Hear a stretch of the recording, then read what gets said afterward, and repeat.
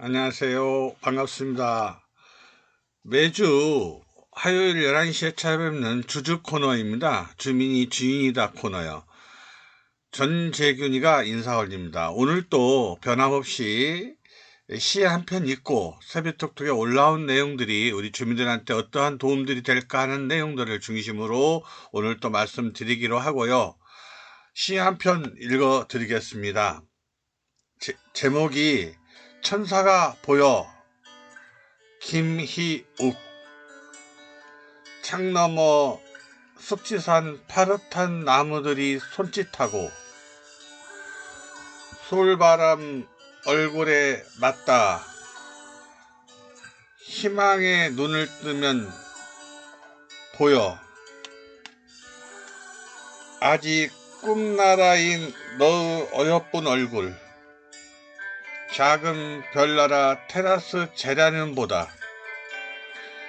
향기로운 너의 미소가 하루를 시작하는 아빠의 가슴에 일으키는 작은 불꽃을, 저 멀리 희한한 별들이 깜빡이고 차가운 불빛이 꺼져가는 깊은 밤, 삶에 지친 눈을 감으면 들려 깊은 산속 옹달샘보다 더 맑은 눈망울, 허공을 지휘하는 고운 손으로 실타래 복잡히 얽힌 아빠의 마음 한 줄 한 줄 아름답게 연주하는 너의. 당신은 사랑받기 위해 태어난 사람. 사람들은 너를 보고 말하지만 우리 모두에게 너는 사랑을 주기 위해 태어났구나. 맑고 푸른 봄 햇살이 가득한 날이나 폭풍 후 눈보라 몰아치는 날에도 아빠는 또렷이 보여.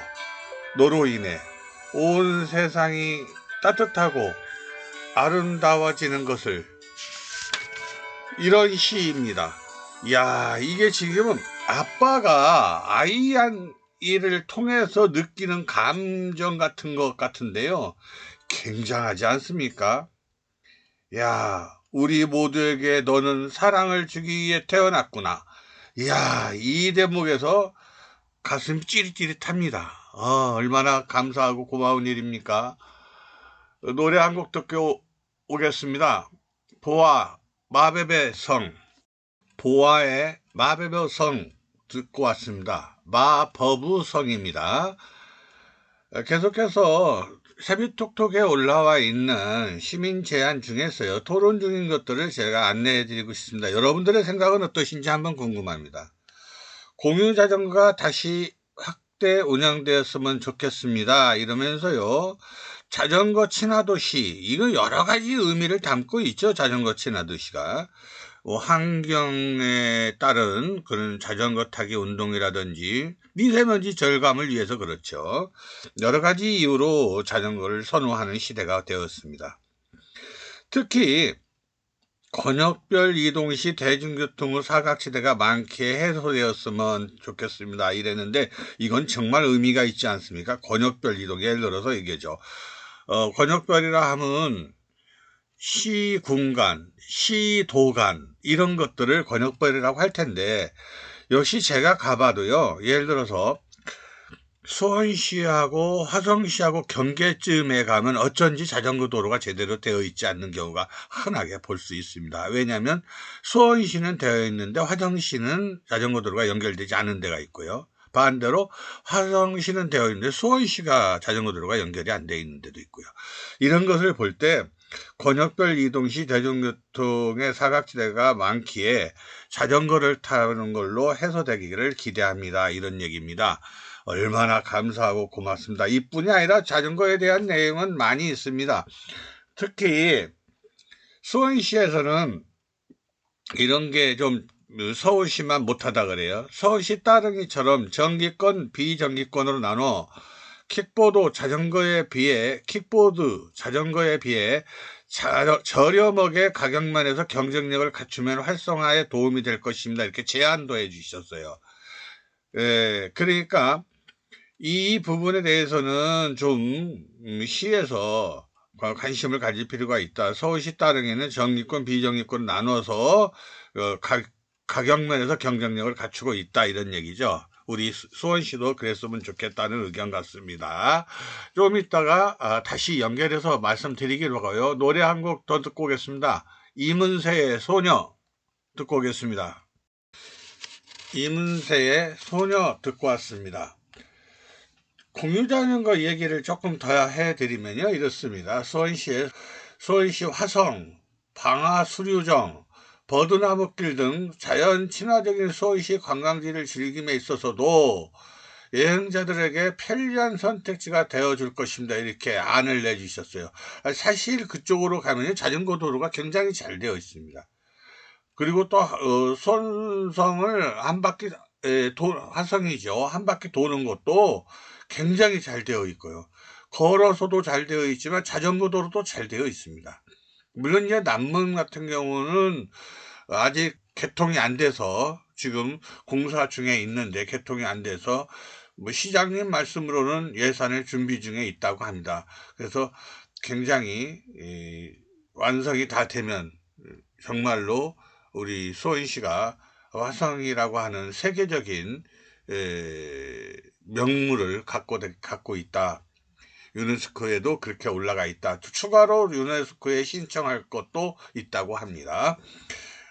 그래서 수원의 개성을 만들어가는 것이라 생각한다고 올려주시면서 제안 하나 해주셨습니다. 위탁 사업보다는 수원시에서 자체 운영기구를 만들어 개발하면 좋겠습니다. 이렇게 했는데요.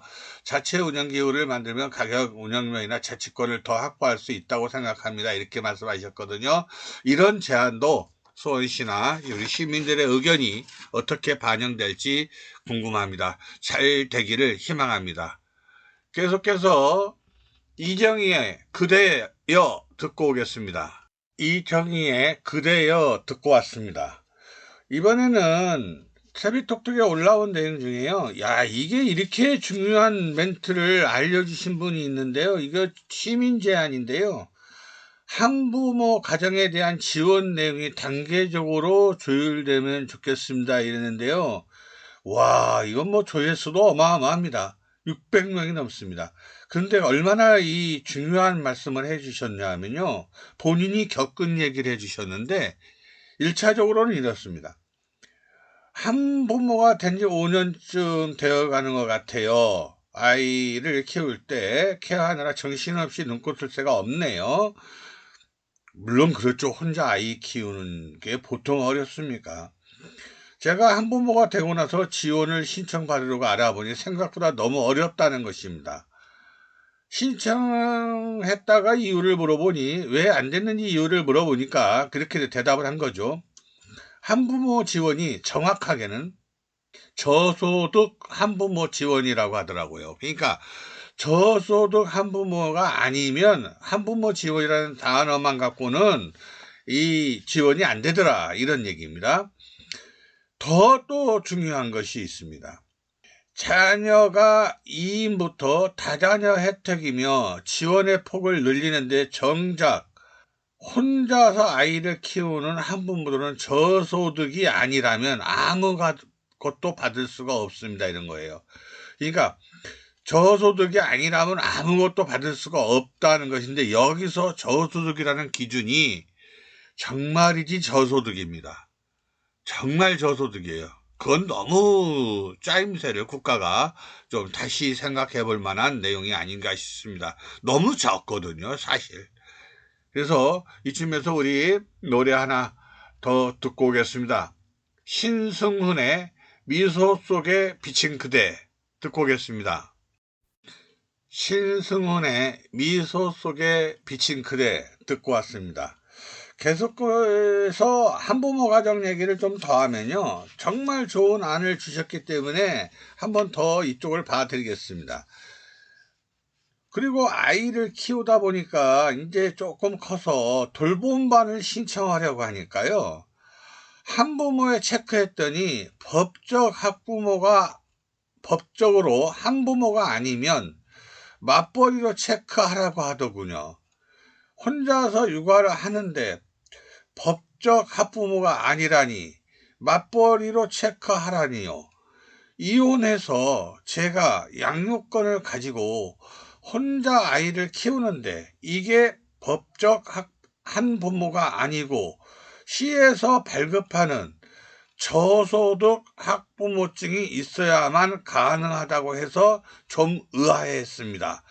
이래서 이제 분야별로 혼돈이 생기는데, 법적으로 한부모임에도 불구하고 저소득 한부모여야만 된다고 하는 거죠. 그러니까 저소득 한부모가 아닌 법적 한부모는 거기다 기재하기가 어렵다, 이렇게 말했다는 거죠. 그러면 어떻게 하면 좋겠느냐 제안을 해주셨어요. 이분이 의견을 내는 거는 이렇습니다. 일단 저소득 학부모도 포함하지만 일반 한부모가 있는 자녀를 기른 아이는 첫 번째, 돌봄 신청이 가능해야 되고, 두 번째, 돌봄 신청과 식재료 지원을 할 수 있는 게 돼야 되고, 한부모 세 번째, 돌봄 신청 식재료 지원 통신비 지원, 한부모 네 번째, 돌봄 신청 식재료 지원 통신비 지원 전기세 감세 등등으로 나누어서 이게 혜택을 보도록 해야 된다, 이런 거죠. 너무 저소득층에는 지원 종류가 많고 한부모인 분은 어렵고 이래서는 안 되겠다, 이런 얘기입니다. 다시 한번 말씀드리면 돌봄의 4가지 부류를 말씀해 주셨는데, 이 4가지를 나누어서 거기에 해당하는 학부모들이 다양하게 혜택을 봤으면 좋겠다, 이런 의견을 올려주신 것입니다. 계속해서 노래 하나 듣겠습니다. 이정현의 와. 여러분께서 듣고 계시는 이 방송은 90.3MHz에서 보내드리는 방송입니다. 방금 전에 이정현의 와 노래 듣고 왔습니다. 저는 전재균이고요. 주민이 중이다 코너입니다. 주민이 알아야 될 내용, 권리, 의무, 이런 것들을 어디서 어떻게 찾느냐고 하면 우리 수원시는 세비톡톡에 들어가면 있습니다. 요즘에는 이름을 공개하지 않도록 되어 있기 때문에 이름을 공개해 드리지 못하고 내용만을 전해드림을 이해를 부탁드립니다. 이뿐이 아니라 주민자치회에서 움직이는 거, 주민자치회 봉사 또는 분여회, 여러 가지의 그 봉사단체가 있습니다. 그런 부분들이 봉사하는 것들의 일부분씩을 모아다가 주주코너에서 시사로서 여러분들한테 안내를 해드리고 있다는 점 다시 한번 말씀드립니다. 이번에는 새로운 제안을 한 분이 계신데요. 이분은 정말 새롭습니다. 정말 새로워요. 다문화 도서관이 생기면 좋겠습니다, 이랬습니다. 이거 꼭 필요하죠. 다문화 도서관처럼 중요한 게 없습니다. 우리 지금 수원시는 다문화 인구가 지난번에 봤을 때 제가 6만 5천 정도로 소개시켜 드린 것 같은데, 5만 정도가 기준의 한 군에서 시로 승격할 수 있는 기준 인구이다 보니 6만이면 꽤 많은 숫자입니다. 따라서 우리가 6만 5천이라고 하는 다문화 또는 이주민들을 있는 시라고 한다면 다문화 도서관 하나쯤 있어도 좋을 것 같습니다. 이분은 이렇게 말했습니다. 수원시에 다문화 도서관을 설립하여 다문화 가정 및 이주민들에게 도서 및 자료 서비스를 제공함으로써 다양성을 증진하고 문화 교류와 이해를 증진시키는 것을 목적으로 합니다, 이랬는데 맞는 말이죠. 수원시는 다양한 문화와 인종적 배경을 가진 다문화 가정 및 이주민들이 많이 거주하는 지역입니다. 맞죠? 이들에게 적합한 자료와 문화 활동을 제공하여 사회적으로 통합되고 문화적으로 다양한 환경을 조성하는 것은 매우 중요합니다. 따라서 수원시에서는 다문화 도서관을 설립하여 이러한 필요에 부응할 필요가 있습니다, 이렇게 했습니다. 이거 맞는 얘기거든요. 수원시는 또 더욱이 이 유네스코에 올라가 있는 수원 화성 또는 많습니다. 그래서 우리가 수원시가 세계적인 문화도시거든요. 이름에 대해 부응하기 위해서라도 다문화 도서관이 설립되었으면 하는 개인적인 바람을 포함해 봅니다. 노래 하나 더 듣고 오겠습니다. 에픽하이의 원 듣고 오겠습니다. 에픽하이의 원 듣고 왔습니다. 계속해서 다문화 도서관이 생기면 좋겠습니다라고 하는 이 새로운 의제는요, 이야, 얘 정말 이분이 대단합니다. 정말 여기에 절절히 써놨어요. 어떻게 써놨냐 하면, 다문화 교육 자료, 이주민 생활 안내서, 한국 문화 소개, 이런 것들을 포함해서 다문화 교육 프로그램, 언어교실, 문화체험 행사 등 이런 것들을 문화 교류와 이해를 증진시킵니다 라고 하면서 이거를 다문화 도서관이라고 하는 이름으로 공유화했으면 좋겠다는 얘기죠. 야, 이분은 정말 대단한 아이디어를 내신 건데 사실 필요합니다. 우리 수원시가 한 발짝 더 세계화가 되기 위해서는, 또는 세계의 문화를 동질성 있게 교류하고 협력하고 확대하기 위해서는 이런 것이 필요하다라고 저는 보여집니다. 여기에 더 나아가 저의 소견이 있다면 언어 있지 않습니까? 이주민들의 언어를 무료로 이동해서, 원하는 곳에 이동해서 통역을 대역해주는 그런 서비스도 있으면 좋겠다 싶습니다. 물론 시 입장에서는 예산은 정해져 있는데 이런저런 데다가 돈을 쓰려고 하면 부족함이 있겠습니다만은 다문화 정책에 이런 것들도 한번 포함해 보셨으면 좋겠다라고 하는, 다문화 도서관이 생기면 좋겠다는 의견에다가 제가 조금 의견을 더 보태봤습니다. 그리고 이런 것들은 여러분들이 알아서, 이 클릭수가 많아요. 벌써 뭐 500개가 막 넘어갑니다. 그만큼 호응도와 관심도가 많다는 얘기입니다. 여러분들 같이 해주시면 고맙고요. 계속해서 이정현의 줄래 듣고 오겠습니다. 이정현의 줄래 듣고 왔습니다. 이번에는 세비톡톡에 올라오는 것들 중에서요, 수원페이 추천인 이벤트 건의 내는데, 이거는 이제 내용입니다. 이게 수원 안에 있는 내용이죠. 수원 안에 있는 이제 수원페이라고 하는 것이 있는데, 수원페이에 대해서 모르시는 분 있나요? 수원페이는 수원에서만 활성화될 수 있는 그런 돈을 예치할 수 있는, 또 뭐라면 이벤트랄까요? 아니면 그 수원페이를 이용하면 거기에 대한 보너스를 약간 얹어주는 그런 것들입니다. 이번에는 이분이 조설하기를 뭐라고 했냐면요, 수원페이 활성화를 위해 추천인 이벤트를 건의합니다 이랬어요. 그러니까 수원페이가 활성화되지 않는 이유 중에 여러 가지가 있겠습니다만은, 이런 것을 하면 더 좀 확대해서 활성화가 되지 않겠냐 이랬는데, 이 내용을 보면 이렇습니다. 가입자 지인 추천 1,000원 적립, 지인이 최초 충전 후 사용 시 3,000원 적립, 지인이 계속 이용 시 이용한 금액의 1% 적립 이랬네요.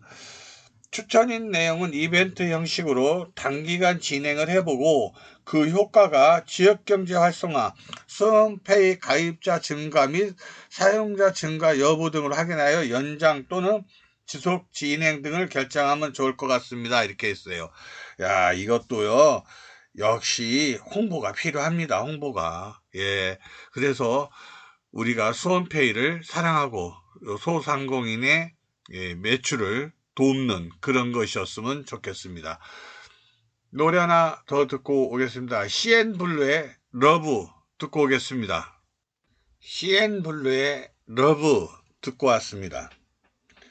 이번에는 이런 제안이 올라와 있어요. 수목원 식물 안내 표찰 개선, 이렇게 올라와 있습니다.